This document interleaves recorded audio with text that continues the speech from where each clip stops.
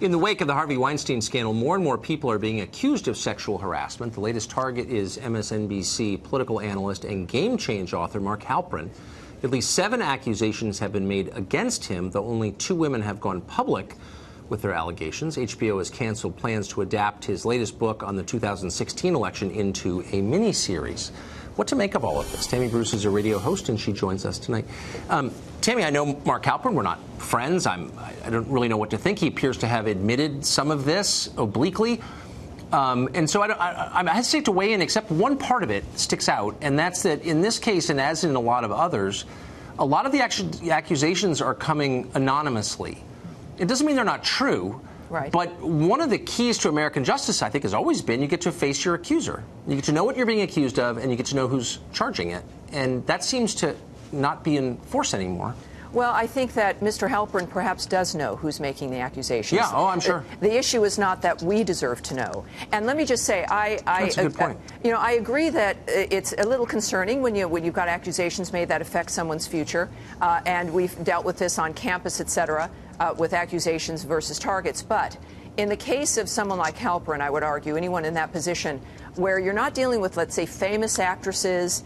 These are perhaps still women who are in vulnerable positions where there could still be certainly some retaliation, that the ability to do this anonymously, especially when there's multiple accusations where now they're saying it was, just like Weinstein, an open secret, that it may in fact still be safer for these particular women to do it in this fashion. And yet, when we're looking at, as why we know the names when it comes to Harvey Weinstein, it's perhaps easier because you've got women now who are somewhat established, who have names, who Americans feel that they know. But I think there's an even higher risk for the unknown, non-famous women, also, frankly, like women in Hollywood who are on crews, who are behind the camera, who are doing technical things. It's still different for them.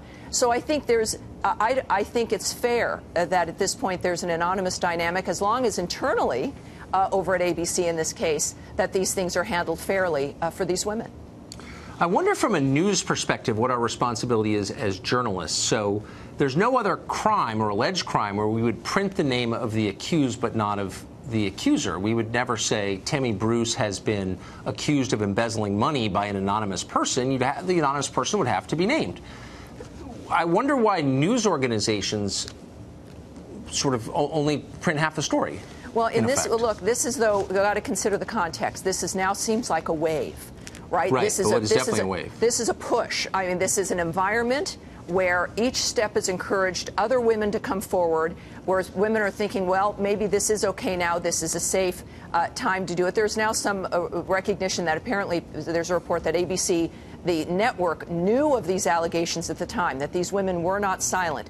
So you have backgrounds where other action was taken. I think, though, that's a different thing right there. Yeah. If ABC Network knew this, yeah. And now these are, again, all of this will, is going to work out in a certain sense with information. But as we report these things, we know also that these are accusations, they're allegations. Right. And Mr. Halperin's going to has made certain decisions, as has HBO and his publisher as well, as you've noted. So, but we do have a responsibility to make sure that we're talking about the larger issue. The things that are affected, the kinds of women affected, the nature of our responsibility, also as people in that environment with ABC, women who may have known, and certainly in Hollywood, that conversation still happens about the vulnerability of women. But then my point as a feminist is the older women, financially secure, who are not at risk.